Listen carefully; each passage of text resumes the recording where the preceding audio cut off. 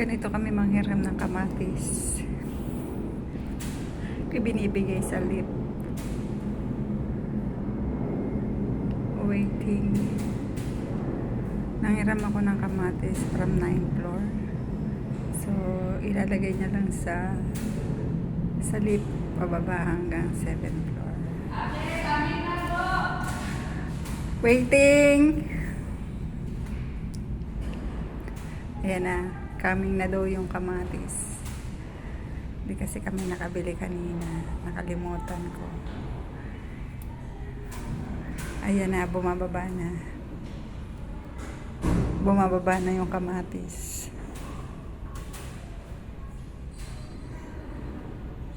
No need to akyat-akyat the lift. Just waiting. Oh, nagbukas na po si lift.